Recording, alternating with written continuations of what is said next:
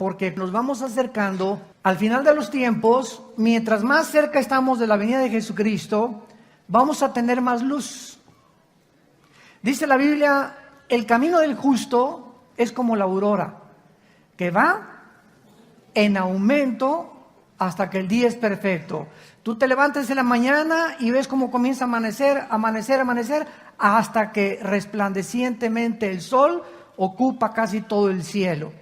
Y la Biblia compara las cosas naturales del mundo con las cosas espirituales. Y así debe ser tu vida y así debe ser mi vida también. Cada día debemos de tener más luz y más luz y más luz y más luz. Nadie puede decir que conoce a Dios si no está siendo cambiado. Nadie puede decir que eres la misma persona del año que entra y decirme que conoces a Dios porque te haces un mentiroso o una mentirosa. Si realmente estás caminando con Dios, no eres el mismo de hace 3 semanas, de hace 6 meses. Si dices que eres cristiano y eres la misma persona que cuando te convertiste, no es verdad que seas cristiano. Porque el conocimiento de Dios nos cambia. Nos tiene que transformar. Y si no estamos siendo transformados y cambiados de gloria en gloria en gloria, y no estamos cada vez siendo mejores esposos, mejores esposas, mejores hijos, mejores ciudadanos, etcétera, etcétera, mejores cristianos, no estamos creciendo, estamos estancados completamente. Así que esta es una de las evidencias más grandes que tenemos cuando realmente decimos que vamos de gloria en gloria y viendo la aurora de Dios poco a poco. Mientras más nos acercamos a la segunda venida de Jesucristo, Dios, el Espíritu Santo, nos va a revelar más secretos de su palabra. Entonces yo puedo enseñar el Apocalipsis, lo enseñé hace como 15, 20 años, lo volví a enseñar hace como 7, 8 años, y cada año, cada 3 o 4 meses podríamos decir que enseñamos algo.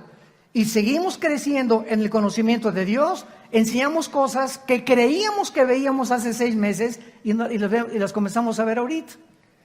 Yo recuerdo cuando el misionero que nos dio a Cristo, a mi hermano y a mí, nos dijo, lean el Evangelio de Juan. Y así comenzamos con el Evangelio de Juan. Y me acuerdo que cada mes o cada 2 meses que leía Juan, siempre yo decía, es que esto no lo había visto. Y ahora lo veo. Y pasaron 4 o 5 meses y volví a leer el capítulo 1 y volví otra vez a descubrir, es que este versículo ya lo leí, pero ahorita como que le entiendo más todavía. Y así es la palabra de Dios. Es maravillosa la Biblia. Cada vez que recurrimos a ella descubrimos cosas que creíamos que habíamos visto o leído, pero no habíamos enfocado claramente el entendimiento ni la sabiduría de Dios detrás de todas las cosas que Dios nos enseña en su palabra. El libro de Apocalipsis fue escrito 90 años después del primer siglo, o durante los primeros 90 años del primer siglo, por el apóstol Juan, cuando él se encontraba exiliado en la isla de Patmos, que es una isla que se encuentra geográficamente junto a Grecia, junto al mar Egeo. Cuando vayan ustedes a visitar Grecia o Italia en algún viaje o a Israel, vayan ustedes a la isla de Éfeso y ahí está todavía la tumba donde se supone que murió Juan y donde recibió esta visión de Dios. Y este libro del Apocalipsis, en el versículo 19 del capítulo 1, vemos que el Espíritu Santo lo divide de 3 maneras. El Apocalipsis está dividido de 3 maneras. Y le dice Cristo a Juan, escribe las cosas que has visto, tiempo presente, que se encuentran en el capítulo 1. Escribe las cosas que son, o sea, las iglesias, capítulo 2 y capítulo 3, que es lo que vamos a comenzar a estudiar profundamente esta mañana. Y en tercer lugar, y las que han de ser después de ¿qué cosa? De estas, o sea, después de las iglesias, que comienza el capítulo 4 hasta el capítulo 19. Entonces el capítulo 1 es lo que es, el capítulo 2 y 3, las cosas o el tiempo de la iglesia, y el capítulo 4 en adelante, la iglesia ya no se encuentra. Y así comienza el capítulo 4, versículo 1. Oí una voz que me dijo, sube acá. Y vemos que es un tipo del arrebatamiento de la iglesia. Así que del capítulo 4 al capítulo 19, la iglesia ya no vuelve a aparecer en el libro del Apocalipsis, porque la iglesia no va a estar aquí en el tiempo de la gran tribulación. Gracias a Dios. Y cuando nosotros comenzamos a descubrir, como lo vamos a compartir en el desayuno, de que somos realmente la última generación, yo puedo estar seguro que tu vida no va a ser la misma. Cuando cobres conciencia que nos encontramos en la orillita de en cualquier momento el Señor viene por nosotros, tú vas a comenzar a cambiar tu manera de vivir, de pensar.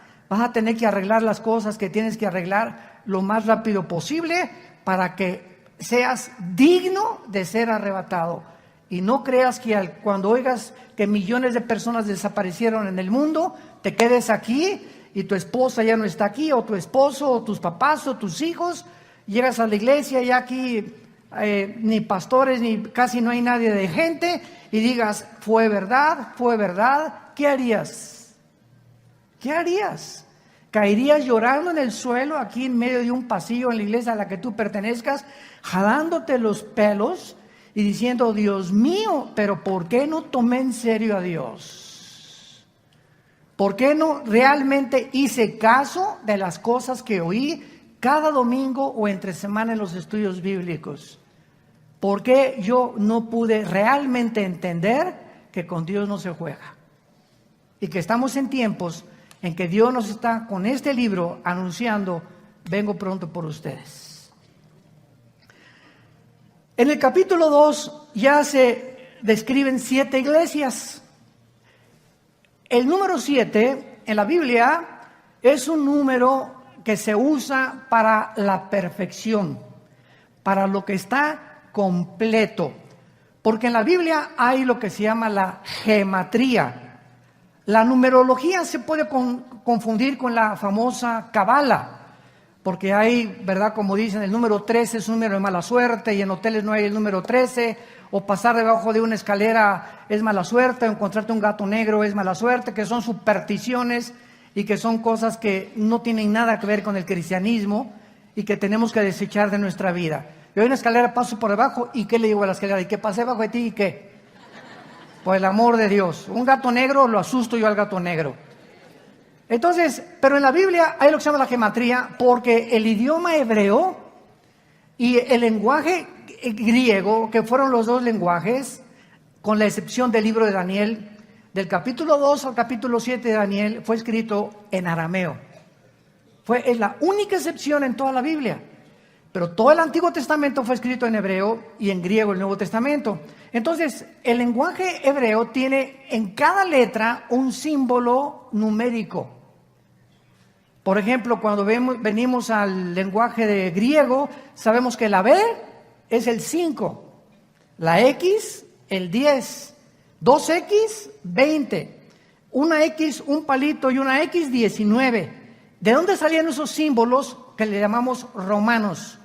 Precisamente del griego koiné, que fue la cultura helénica que absorbió completamente toda la cultura que había en el Medio Oriente. Los romanos la absorbieron también y comenzaron a desarrollar el griego como uno de los lenguajes que establecieron el mundo romano hace aproximadamente 20 siglos. Entonces, cuando venimos a la Biblia, el número 1 representa la unidad. Dice la Biblia, en un matrimonio, tú y tu esposa no son dos. Son dos físicamente, pero espiritualmente son uno delante de mí. Dice Cristo en Juan 17, para que todos seamos uno. ¿Pero cómo? Hoy somos miles o millones de cristianos. A los ojos de Dios, la iglesia es una.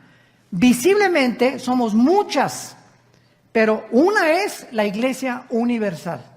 Entonces hay la iglesia universal invisible, que es la verdadera, y la iglesia visible, que es la que está en todas las iglesias del mundo entero, mezclada con cazacuatas, coralillos, cascabeles, lobos, alacranes, la iglesia visible, donde tú y yo estamos ahorita en esta mañana, estamos mezclados aquí. No todos los que estamos aquí somos cristianos, ni todos los que estamos aquí en esta mañana y en cualquier iglesia del mundo no es una iglesia pura. Siempre la iglesia visible crecerá mezclada con la cizaña.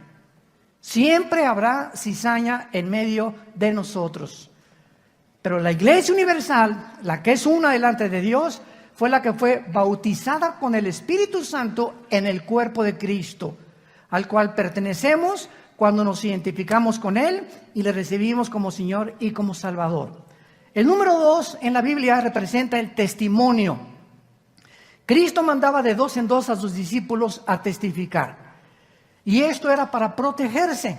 Por ejemplo, hace muchos años había un gran predicador, David Wilkerson, que se acaba de matar hace un año más o menos, ahí en Texas precisamente. Y yo recuerdo que él dejó todo lo que era la atención, la televisión, etcétera, etcétera, y se fue a fundar en Nueva York una organización llamada en inglés Teen Challenge, desafío a la juventud o reto a la juventud. Él se hizo famoso porque él sacó de Nueva York, del Bronx de Nueva York, a un muchacho llamado, que comenzó era el jefe de los Mau Mau, y era uno de los muchachos más drogadictos y de los peores que había, y entonces sacó un libro que se llamó El filo de la navaja. Pero cuando comenzaron a ganar los drogadictos, comenzaron también a ganar a las prostitutas. Y entonces David Wilkerson rentó una camioneta y les prohibió a todos los cristianos que iban a testificarle a las prostitutas de Nueva York que fueran solos. Entonces, ¿por qué? Porque si iba un cristiano solo a hablar con una prostituta, la carne, aguas, cuidado, no te confíes. Tú tratas de testificar, por eso a los pastores yo les aconsejo, nunca un pastor le dé un testimonio o un consejo a una mujer joven. A las viejitas está bien. ¿Por qué? Porque estamos arriesgando una relación sentimental que nos gana la carne y el diablo. Entonces Dios dijo, vayan de 2 en 2. Entonces David Wilkerson comenzó a obedecer a Dios y ver la sabiduría de Dios. Entonces bajaban a testificar de parejas, vendían 2 o 4 o 2, 3 parejas, y es mucho más difícil. Las subieron a una camioneta a las prostitutas que aceptaban ser rehabilitadas, pero ya iban con 2 o 3 matrimonios. ¿Ven? Porque fue la técnica en la que él les dijo, nunca se bajen a testificarle a nadie ni a ninguna persona solos. ¿Qué dice Judas? Antes del Apocalipsis está el libro de Judas. Y dice la Biblia en el versículo 23, a otros salven arrebatándolos del fuego, de otros tengan misericordia con amor, aborreciendo aún la ropa contaminada por su carne. O sea, dice la Biblia, no te acerques a cualquier persona a hablarle de Cristo si tú no estás bien fuerte en el Señor. Principalmente a los que son drogadictos, o homosexuales, o lesbianas, o prostitutas, ¿verdad? ¿Por qué? Porque necesitas mucha fuerza interior, y si lo haces, trae un compañero, o a tu esposa, o alguien contigo. No confiemos en nuestra carne, como dice Filipenses capítulo 3. El número 3 en la Biblia significa la Trinidad. El Padre, el Hijo y el Espíritu Santo. Por eso Apocalipsis termina Satanás tratando de imitar la Trinidad. Acuérdense que en Isaías 14, del 12 al 14, Satanás dijo, quiero ser como Dios, alcanzar el trono de Dios. ¿Y cuál es el número de Satanás? ¿El 6? ¿6? 6, 3, la Trinidad. Y el 6, ¿a quién le pertenece? Al ser humano, porque en el 6º día fuimos creados. Entonces, cuando la Biblia dice que el número del anticristo va a ser el 666, vemos el número del hombre elevado a Dios. ¿Me están siguiendo? El hombre elevado a Dios, que fue la mentira que le dijo Satanás a Eva, serás como Dios, serán como dioses. El número 5 es el número de la gracia. Es el número de la gracia, el número 5. El número 6 es el número del hombre, el número 7 es el número perfecto. Ahora vean esto con cuidado. El número 6 en la Biblia es el número del ser humano. Y el ser humano con Cristo, ¿a dónde subimos? ¿A dónde? Camino a la perfección, para estar completos. Un ser humano sin Cristo es un ser humano imperfecto. Es un ser humano que no conoce las cosas de Dios, no está consciente del mundo espiritual. Lo único que ve del mundo es sexo, placeres, dinero, poder, popularidad. Es lo único que llena su mente y se muere a los 50, 60, 70 años de edad. Nunca conoció la luz. Nunca supo qué era la razón por la cual él había nacido. Nunca va a poder realmente, nació en tinieblas, vivió en tinieblas y morirá en tinieblas. Entonces, qué interesante que aquí en Apocalipsis encontramos en el capítulo 1, que dice la Biblia, hablando de los candeleros, versículo 13 del capítulo 1, vi en medio de los 7 candeleros, 7 candeleros. Apocalipsis 1:13. A uno semejante al Hijo del Hombre. Cuando Juan se aparece de repente enfrente de Jesús, Jesús se encuentra detrás de 7 candeleros. 1, 2, 3, 4, 5, 6, 7 candeleros. Y Jesús en medio de los 7 candeleros. Y dice en el versículo 20 el misterio de estos candeleros. Nosotros usamos el símbolo del candelero, o se llama el menorá en el hebreo, para nuestra organización. Vía No para el Mundo tiene como símbolo, ¿qué cosa? Un menorá. Y si tú no sabías por qué, ahorita lo vas a saber. Dice el versículo 20, el misterio de las 7 estrellas que tenía en la mano derecha Cristo y de los 7 candeleros de oro. Las 7 estrellas son los ángeles de las 7 iglesias y los 7 candeleros que has visto, ¿qué cosa representan? La iglesia. ¿Un candelero cuántas ramitas tiene? ¿Cuál es el número del hombre? Ok, pongan atención. El candelero tiene 7 ramitas, ¿ok? 3 a la izquierda y 3 a la derecha. ¿Y el del medio? Es Jesús. Es la iglesia con Jesús lo que nos lleva a la madurez. Para que no nos equivoquemos en los símbolos que aparecen como las cabezas y los cuernos, etcétera, etcétera, que nos lo interpreta el libro de Daniel. Entonces, en la Biblia es como una tela donde todos los tejidos y los hilos se encuentran unos con otros y se forman unos con otros como un telar impresionante tejido por Dios, donde tenemos que encontrar, aquí hay un hilo suelto, tenemos que encontrar a cuál pertenecía para poder unirlo y no amarrarlo con otro hilo y hacer una herejía. Y es el problema de los cristianos nuevos o que quieren aspirar a un liderazgo espiritual y no tienen el conocimiento suficiente o los años suficientes en el estudio de la Biblia para atreverse a dirigir una iglesia o a tratar de enseñar la teología de los símbolos o de los libros proféticos de Dios. Muy bien, y así seguimos el número 12, es el número del gobierno, por eso fueron 12 discípulos, 12 tribus de Israel. Entonces todo tiene la Biblia un significado. Y vamos pues a comenzar con la iglesia de Éfeso. La iglesia de Éfeso la fundó el apóstol Pablo en Hechos capítulo 20. Es la iglesia donde él pasó 3 años con ellos. Y recuerden ustedes que ahí en Hechos 20, cuando se va a la playa Pablo, van todos los cristianos detrás de él llorando. Oye Pablo, ¿cómo nos vas a dejar aquí?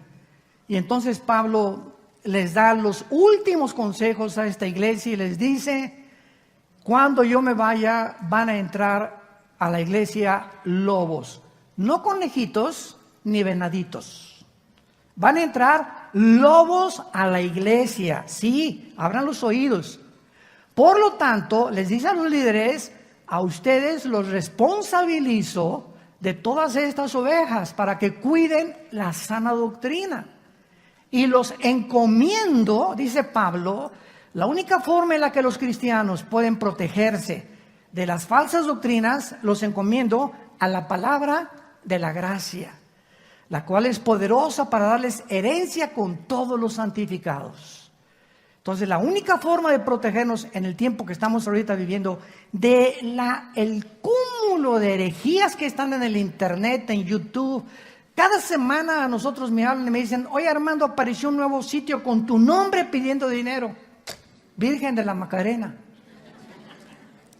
Por lo menos 2, 3 veces al mes que hay un Facebook, y no nos cansamos de decirles: por favor, cuando vengan al Facebook, vean la página oficial que tenemos.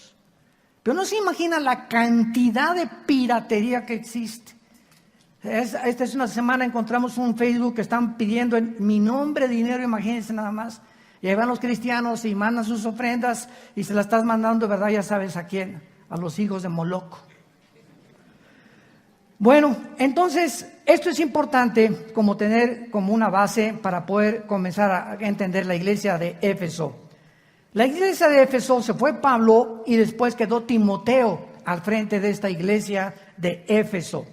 Así que cuando Juan escribe esta carta, tenía 90 años de edad ya el apóstol Juan. Ya había habido 3 pastores, también estuvo Apolos y Aquila. Mucho tiempo en Éfeso ya había habido pastores, Pablo, Timoteo. Habían tenido muy buenos pastores para que fuera una iglesia ardiente en el Señor. Pero vamos a descubrir en esta iglesia, que es la primera que nos describe el Espíritu Santo, verdades profundísimas que nos hablan de cómo es realmente el servicio a Dios. Porque de las 7 iglesias que se mencionan en el capítulo 2 y 3 de Apocalipsis, 5 son llamadas a que se arrepientan. 5 iglesias de las 7, Dios les dice: arrepiéntanse. La pregunta es: ¿por qué? ¿Cómo que arrepiéntanse? ¿Qué tan mal estaban?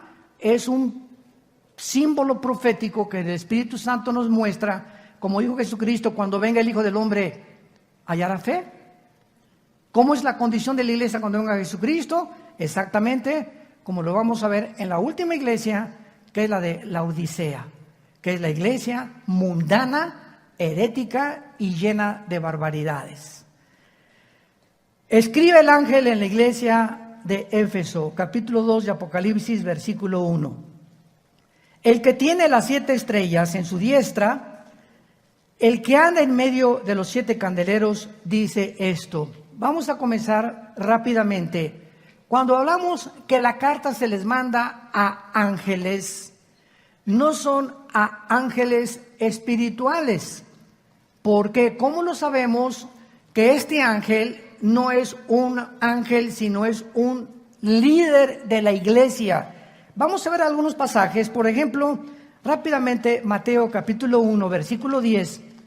Y veamos que la palabra angelos en el griego se usa continuamente en la Biblia del Nuevo Testamento para describir a los mensajeros humanos de Dios. Mateo dice aquí en la Biblia 11, versículo 10, claramente la palabra que se menciona aquí es la palabra angelos en el griego. Porque este es de quien está escrito: he aquí yo envío aquí no se tradujo ángel, es la palabra angelos en el griego. Mi mensajero, que está hablando de Juan el Bautista. Vean otro ejemplo en Lucas, capítulo 7, versículo 24 y 27. Cuando se fueron los angelos, y no se tradujo ángeles, se tradujo mensajeros, porque literalmente la palabra ángel significa eso, mensajero. Cuando se fueron los mensajeros de Juan, comenzó a decir Juan a la gente, etcétera, etcétera. Y el versículo 27, este es de quien está escrito: he aquí yo envío mi mensajero delante de su faz. Entonces vemos que en el Nuevo Testamento la palabra angelos se traduce muchas veces mensajero humano, y aquí en el Apocalipsis no puede ser mensajero celestial, porque Dios en Primera de Pedro capítulo 5, Dios le dice a Pedro que los líderes de la iglesia son los mensajeros, los pastores responsables que deben alimentar al rebaño de Dios, no por ganancia deshonesta, no de una forma forzada, sino voluntariamente. y el príncipe de los pastores algún día le dará a los líderes de las iglesias y a los pastores que fueron fieles hasta la muerte la recompensa de la vida eterna. Y no solamente eso, sino que también las coronas que pueden pertenecerles a este tipo de personas. Muy bien, entonces este mensaje es enviado a los líderes de las iglesias, pero también a los individuos de las iglesias, porque la aplicación tiene 2 o 3 formas del principio espiritual. Número 2, Éfeso era una iglesia que era en un puerto llena de maldad, de paganismo, porque tenían a la diosa Artemisa, diosa de los efesios o Diana de los efesios. Era el templo dedicado a esta diosa y se consideró una de las maravillas del mundo. También tenían templos en Roma a los emperadores Adriano y Severo. Abundaba Éfeso, este puerto, en las supersticiones, brujerías, astrología, hechicería. Por todos lados vendían amuletos, como los que se están vendiendo ahora a las cristianas. Te vendo este pañuelito ungido para que lo pongas en tu cojín y te acuestes y se te vaya tu dolor de cabeza. Y te vendo este aceitito de Jerusalén para que te lo untes y lo untes en tu casa. El aceite con el que cocina mi esposa está igual de ungido que ese que me están vendiendo. Por el amor de Dios, son amuletos. El momento en que nosotros quitamos nuestros ojos en Jesús y nuestra fe, que Él es el autor y consumador de la fe, y lo ponemos en un objeto, en una persona, en una organización, en un amuleto, en ese momento estamos alejándonos de Dios. Estamos apostatando. Porque nuestra fe no está en un amuleto. Si yo tengo un amuleto, si tengo ese aceite, mi fe, mi confianza está en el Dios todopoderoso que habita dentro de mí y con el cual tengo comunión todos los días. De otra forma, nos comenzamos a alejar completamente del Señor. Y vengan a esta iglesia que está cayendo polvito de oro del techo. Dios mío santo, Jesús, María y José y el burrito que los acompaña. Y de repente pues se descubrió que uno de los ahí pusieron los ventiladores. ¿Cómo se llama esa brillantina? ¿Cómo se llama alambrina? ¿Cómo se llama? Diamantina. Hágame el favor nada más. Como yo le dije una vez a un hermano, mira que el polvito que cayó en la iglesia, con cualquier joyero llévaselo cabeza de... Que él te diga si es diamantina o si es oro, por el amor de Dios. Es que el hermano le soldó con una cosa de oro Dios y le tapó la muela de oro. ¿Y por qué no le puso una nueva? Dios no trabaja así. Dios trabaja completo en todo lo que Él hace. Entonces estamos en un tiempo, hermanos, en el que de veras, como les dije al principio, tenemos que ya levantar los ojos y tomar en serio a Dios y tomar en cuenta su palabra. Entonces, esta iglesia estaba edificada en un puerto, como lo acabamos de ver, donde a Pablo lo apedrearon. Vayan ustedes a Hechos capítulo 20, porque comenzó a perjudicar el negocio de la venta de amuletos. Y casi lo matan a pedradas, si no es que lo rescatan de Éfeso. Ahora, muy bien, observamos varias cosas en el versículo 1. Dice Jesucristo y se identifica como el que tiene las estrellas en su diestra. Los líderes de las iglesias no son colocados por institutos bíblicos ni por seminarios teológicos. Los líderes de las iglesias son llamados y son escogidos por Dios. Yo no estoy diciendo que no te prepares porque un seminario teológico no se debe preparar e instituto bíblico. Y es lo mismo que meterme a estudiar ingeniería, pero yo no tengo la vocación para ser ingeniero, ni el talento para ser arquitecto. No se me da el dibujo. No te metas de arquitecto si no se te da el dibujo. Porque un arquitecto tiene que saber dibujar y tiene que gustar el dibujo y tiene que tener el talento para dibujar. Otro hijo ama la música y tiene un oído impresionante para la música y ya toca la guitarra, Ese muchacho está llamado para la música. Que algún día puede entrar a un conservatorio y poder seguir esa carrera, el talento que Dios nos ha dado. Entonces, si yo tengo la capacidad para el dibujo y puedo ser arquitecto, pero alguien me dice, es que de doctor vas a ganar más. Y entonces mis talentos que Dios naturales me dio, los dejo por el dinero o por el consejo de personas que no saben lo que tiene Dios en mi llamado. Por eso los padres nunca nos atrevamos a forzar a nuestros hijos. Tú tienes que ser doctor como yo soy doctor. Tú tienes que ser chofer como yo soy chofer. Y escoge la carrera de arquitectura o de abogado porque yo también soy abogado. Espérame tantito, no todos somos iguales. Veamos en 1 Corintios capítulo 12 esta verdad en la cual es muy fácil equivocarse con nuestros propios hijos. Forzarlos a que estudien algo a lo cual Dios no los ha llamado. Qué grave error. Dice 1 Corintios 12,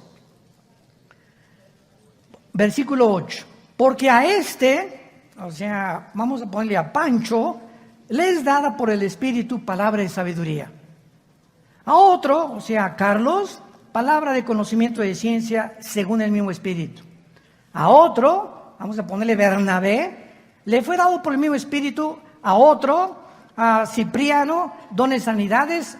Lo que el Espíritu Santo nos está tratando de decir es que todas las cosas que cada uno tiene son diferentes. Versículo 10, a otro hacer milagros, profecía, a otro discernimiento de espíritus, a otro diverso género de lenguas, a otro interpretación de lenguas. Versículo 11, pero todas estas cosas, ¿qué cosas? La repartición de los dones, la repartición de los talentos, las hace uno y el mismo Espíritu, repartiendo en particular, traducción a la mexicana, como a él le da la gana. Tú no escoges hablar en lenguas. No te atrevas a ponerle a alguien la mano, porque en el libro de los Hechos pasó que es un libro narrativo que narra la transición entre el judaísmo y el cristianismo, que tenía que haber estas señales, porque en el Nuevo Testamento se explica qué pasó en el libro de los Hechos. Voy a ponerte las manos, ¿sabes una cosa? Si Dios no me dio en lenguas, aunque hable y trate de hacer lo que lo quieras, no es para mí ese don. Dios te lo dio a ti, guárdalo para ti. No trates de imponer a otros lo que Dios te dio a ti, porque todos somos diferentes delante de Dios. No tratemos de caer en esa trampa tan grande en el cristianismo. Yo hace 25, 30 años me acuerdo cuando llegaba a iglesias, pásenle aquí los que quieran hablar en lenguas. Oye, espérame tantito, si no eres el Espíritu Santo. Hágame el favor nada más. O pásenle aquí a recibir el bautismo del Espíritu Santo. Oye, si hay alguien que pasa y no ha sido bautizado con el Espíritu Santo, no es cristiano. No hay entre los cristianos, los que son cristianos, pero no tienen el bautismo del Espíritu Santo, porque si les falta el bautismo del Espíritu Santo es la iniciación y el paso principal para pertenecer al cuerpo de Jesucristo. 1 Corintios 12, 13. Y a todos se nos dio a beber del mismo Espíritu y todos fuimos bautizados por el mismo Espíritu. Pero hemos llegado a hacer tantas barbaridades en las iglesias y se han aceptado como si fueran verdad, porque no se ha checado y rechecado en la Biblia que lo que estamos enseñando es tradiciones que entraron hace 40 años, los 70s y los 80s, y no hemos corroborado que la Biblia enseñe eso. Entonces, así pasa con todas las cosas. Regresamos a Apocalipsis, y cuando Jesús dice que Él tiene las estrellas en su diestra, el hecho que tú hayas entrado a estudiar para ser pastor o seminario teológico no significa realmente que tú hayas sido llamado al pastorado. Ahora bien, y lo voy a decir con mucha sinceridad, no tengo por qué mentirles a ustedes. Nosotros en Vida Nueva hemos tenido 3 o 4 pastores que los hemos involucrado en el llamado al pastorado y no habían sido llamados. Y los que no son llamados, tarde o temprano, se salen. Muchos son llamados, pero pocos escogidos. Entonces hay muchos llamados. No, yo quiero ser esto, yo quiero ser doctor y ya que me doy cuenta que no sirve para doctor. Quise estudiar para contaduría, pero me doy cuenta que mis talentos no son, y pues voy a tener que dejar 2 años de universidad para meterme a lo que realmente me gusta a mí, y perdiste 2 años. Así es en el mundo espiritual. Se dan cuenta, a los 2, 3 años, no es que no tengo llamado de pastor, no, pero entré por lo que tú hayas sido. Nosotros somos hombres y nos equivocamos y muchas veces llamamos a alguien que no ha sido real. Ahora, desde luego que cada vez subimos más y más y más las vallas de protección, ¿verdad? Mientras más pasa el tiempo, más requisitos exigimos para eso, pero de algo estamos seguros, que una persona que no ha sido llamada y nosotros nos equivocamos, Dios tarde o temprano lo saca del ministerio, por lo que sea. Pero no puede durar. Los que son llamados por Dios permanecen con el Señor en el ministerio. Y esto es algo que tenemos que aprender. Jesús tiene a los líderes en la mano. ¿Qué significa esto? Que Jesús ve y conoce a los que han sido llamados y los va a sostener porque estamos en su mano. Y si Él te puso donde tú estás, no hay ningún poder del infierno ni de demonios que te pueda quitar. Nunca tengas celos de nadie. Nunca te sientas con envidia de nadie. Porque cuando Dios te llama a ser un músico, a ser un predicador, a hacer esto y el otro, siempre Él te va a sostener porque Él te llamó. Y llega el momento en que todos nosotros tenemos que recordar a Juan el Bautista. Juan el Bautista comenzó a ser la estrella, los reflectores en él, y miles se juntaban a su alrededor, y de repente sale Jesús. Y Juan el Bautista se da cuenta que él simplemente había sido llamado para preparar el camino de Jesús. Y Juan el Bautista dijo estas palabras: es necesario que Él crezca y yo mengue. Llega el momento en que tú eres Miss Tlanepantla. Tienes 25 años y vas a ser los 35, 40 y tu belleza, y va a llegar otra más bonita que tú. O ya te está pisando alguien detrás, un artista, un cantante. Siempre habrá alguien mejor que nosotros. Y nuestro llamado no dura siempre para ser las estrellas. Y así pasa con predicadores, con artistas, con cantantes. Siempre hay alguien detrás que viene mucho mejor que nosotros. Y nosotros los pastores, les he dicho a muchos congresos que hemos sido invitados a los pastores, hay pastores que tienen 15 años ellos y no le prestan el púlpito a nadie. No entrenan a nadie por el celo o la envidia que les van a quitar y van a ser más famosos que ellos. Y nosotros tenemos ya 40 años de ministerio. Por eso son las cosas. Me ven ustedes pocas veces aquí en el norte. Si yo sigo cada domingo aquí en el norte, hacen un ídolo de mi persona. Se los digo con todo mi corazón. Y ya no dejo de venir y ya no viene la gente. Y ahora tenemos infinidad de pastores y lo estamos empujando a los jóvenes. ¿Para qué? Yo ya no soy necesario. Yo vengo de vez en cuando. Soy pastor de mis pastores ahora, pero hay muchos mejores predicadores ahorita que nosotros mismos.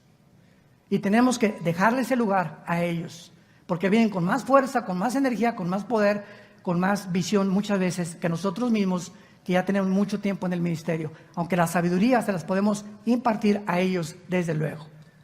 Pero nunca nos sentemos como yo soy aquel.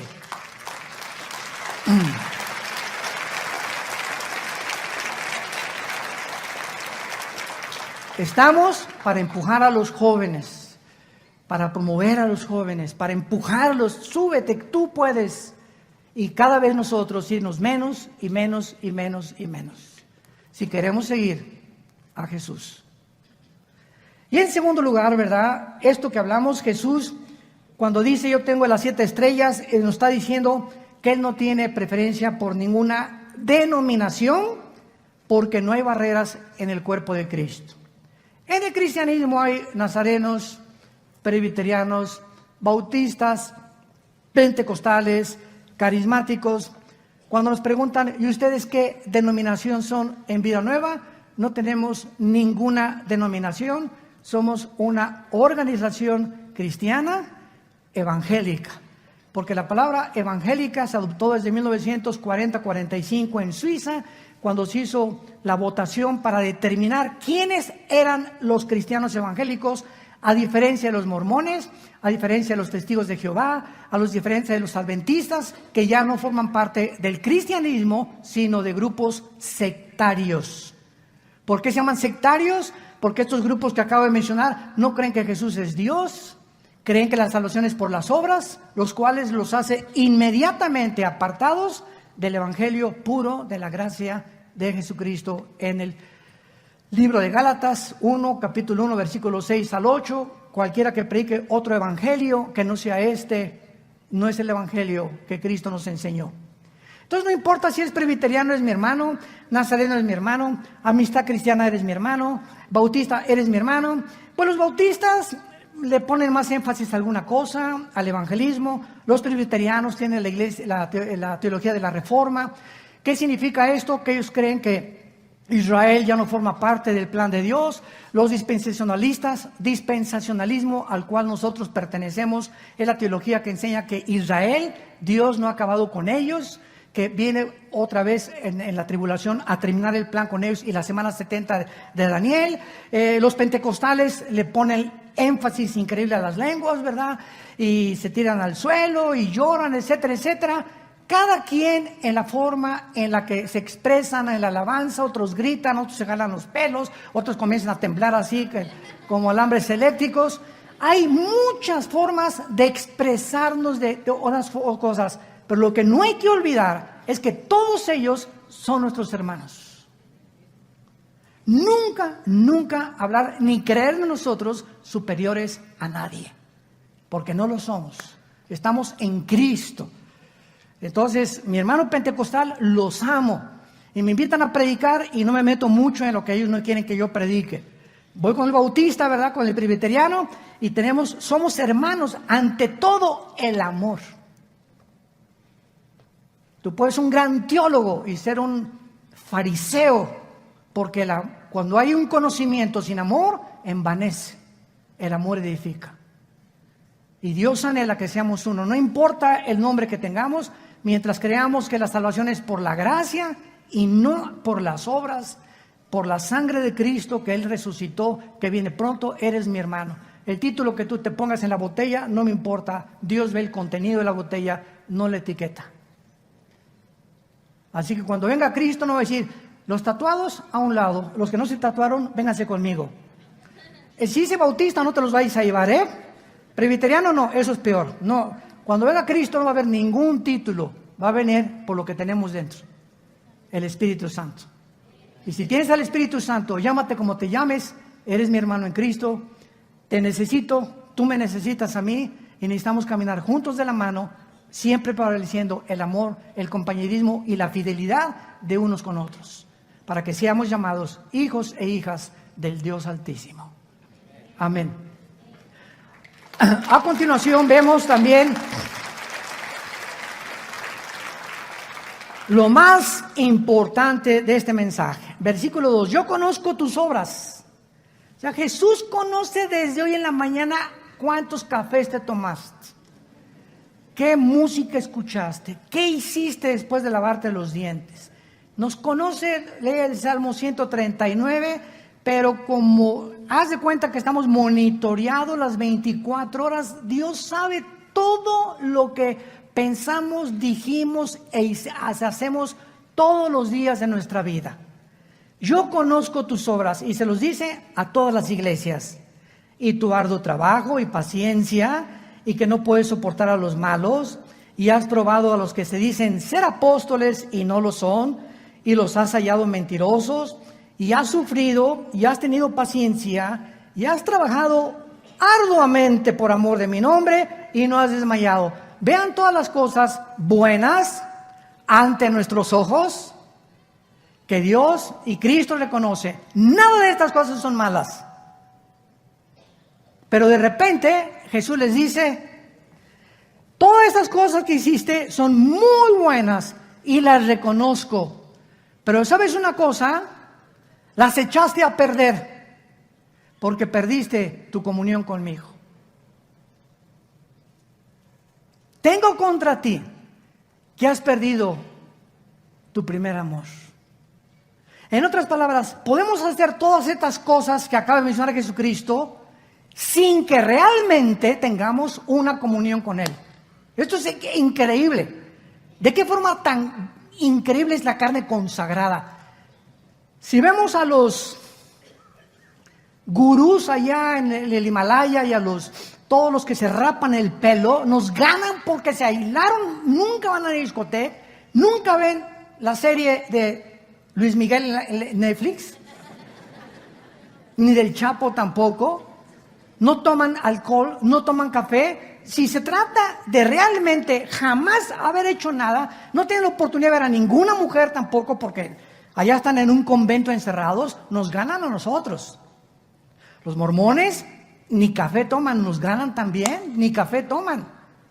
Los que se encierran en los conventos, ahí están guardados, no van a discoteca, no van a ningún lado, nos ganan a todos los cristianos.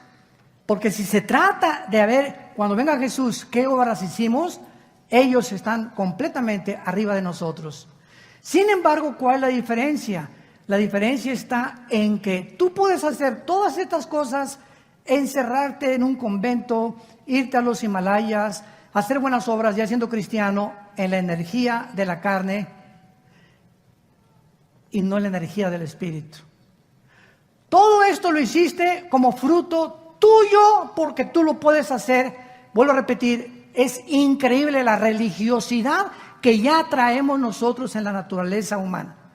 Sin que el Espíritu Santo tenga nada que ver, puedo repartir folletos, puedo repartir volantes, puedo barrer la iglesia, puedo decir que soy celoso de Cristo y puedo tener celo de la doctrina, etcétera, etcétera, en el poder de mi carne. Increíble. Y con la visión de rayos X que tiene Jesucristo, les dice, todas estas cosas ustedes las hicieron porque han comido del árbol de la ciencia del bien y del mal. ¿Se acuerdan de Génesis capítulo 2? Eva y Adán, vamos entendiendo cada vez la Biblia, no coman de ese árbol. Es el árbol del mal, ¿verdad? Óyeme bien, Adán. Ese árbol es del bien. ¿Del bien? ¿Sí? Tof es la palabra hebrea. Ra, la palabra para mal, R-A, Ra. Tof y Ra, el bien y el mal, están en un fruto. Y si tú comes de ese fruto, tú vas a comenzar a decidir por ti mismo, Adán y Eva, qué es bueno y qué es malo. Y yo no quiero que ustedes decidan lo que es bueno y qué es malo, porque yo soy el legislador de la moral. Yo soy el que doy los mandamientos, yo soy el que decido lo que es bueno y lo que es malo. No a los ojos de ustedes, ni de la psiquiatría, ni de la arqueología, ni de la antropología, ni de la psicología, ni de nadie. Ningún ser humano puede decir para qué sirve el sexo más que Dios. ¿Cuándo debe ser usado el sexo más que Dios? ¿Qué es el matrimonio más que Dios? ¿Qué es la familia más que Dios? Todos los demás son charlatanes, porque Él es la autoridad y Él lo estableció en su palabra. Entonces, cuando tú haces muchas cosas buenas o son buenas, se echan a perder porque el fruto dentro de ti no era tu amor con Cristo todos los días. Y dice Gálatas capítulo 5, el fruto, ¿qué dice a continuación? ¿De quién es el fruto? No es de nosotros. El fruto que producimos, amor, gozo, paz, paciencia, tiene que ser el resultado de mi comunión diaria, abrazado a la vid, chupando lo que Dios me da a través de su palabra, y ya que todas las mañanas tengo mi devocional con Cristo y mi relación con Cristo, y entiendo que eso es el cristianismo, mi comunión diaria con Él, lo que yo haga será el fruto de mi comunión en la mañana con Él. Pero si dejo de tener comunión con Jesús 1 o 2 semanas y hago muchas cosas buenas, se echan a perder porque no son del Espíritu. ¿Me van siguiendo? Tenemos que aprender a diferenciar. Dios ve los motivos. ¿Cuántos pastores vienen a quererse pastores con motivos equivocados? ¿Por un sueldo? Porque no les fue bien en su profesión, etcétera, etcétera. ¿Cuántas personas hacen lo que hacen por motivos equivocados? ¿Cuántos políticos gobernantes hacen lo que hacen por motivos equivocados y no para servir al pueblo? En todas las áreas de la vida, Dios ve los motivos. ¿Por qué haces lo que estás haciendo? ¿Qué es lo que te impulsa? ¿Qué es lo que te mueve a hacer lo que estás haciendo? Si no es tu relación con Cristo, hoy en la mañana, lo que tú estás haciendo durante todo el día se va a echar a perder. Es el fruto del bien y del mal. Es bueno lo que estás haciendo, pero el mal lo echa a perder porque no es del árbol de la vida.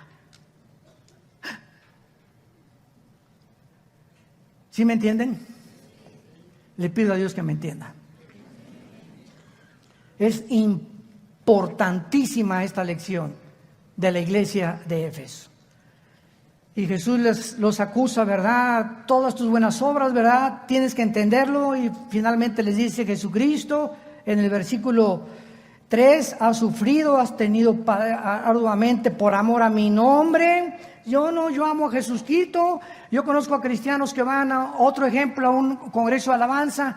Y el congreso de alabanza está hasta arriba, y caen los jóvenes y lloran, y es normal, y es natural, y los toca, y sí, Jesús por aquí, por allá, y te tocó, y el predicador que oí este domingo me hizo llorar, todo lo que tú quieras y digas, y el lunes, y el martes, el miércoles, ya ni te acuerdas, todo sucedió en un momento de emocionalismo. Pero si los otros días que siguen después de eso no mantienes todo lo que hiciste, eso que te caíste en ese congreso y que lloraste, no te será tomado en cuenta, se echó a perder, porque no mostraste la misma solicitud hasta el fin para plena certeza de la esperanza. Hebreos capítulo 6. Entonces hay cristianos que van de congreso, y en el congreso, y otro congreso, y otro congreso, y 4 o 5 congresos al año, y los toca el Señor, y se caen al suelo, y se revuelcan, y giran en el suelo, etcétera, etcétera. Emocionalismo, lo que tú quieras, y puedo decir que es natural, que es normal, sí sintieron, pero venga el otro día, y el martes y el miércoles, y no entienden que no dura. Moisés, no recojan el maná, no lo guarden, porque se les echa a perder. ¿Por qué, Señor? Quiero enseñarles a que dependan de mí todos los días. Ahí está en el Éxodo la lección. Caía el maná, y los que lo guardaban, no por lo que el Congreso, lo que habló el predicador, lo voy a guardar a mí. No es cierto. Con pasan los días se te echa a perder, se te echa a perder, se echa a perder. ¿Por qué? Porque Dios quiere que todos los días, el martes y el miércoles y el jueves y el viernes y todas las semanas después del Congreso, mantengas ese ardor pegado a la Biblia y a la comunión con Jesucristo. Si no, eso que te dio Dios, ese maná que te dio Dios, se te echa a perder a los 3 o 4 días. Y tú no puedes llegar el día de Cristo. Señor, ¿te acuerdas en el Congreso? ¿Viste cómo me caí, Señor? Y te grité, ¿verdad, Señor? Sí, claro, y lo reconozco. Y en ese momento sentí a Jesús. Sí, pero yo no te voy a juzgar por lo que hiciste hace 4 o 6 meses, Pancho, sino por lo que hoy en el presente eres. Desde ese tiempo, ¿qué has hecho con tu vida, con la vida de Jesucristo y con mi palabra en tu corazón? Padre, te damos gracias en esta mañana por tu palabra.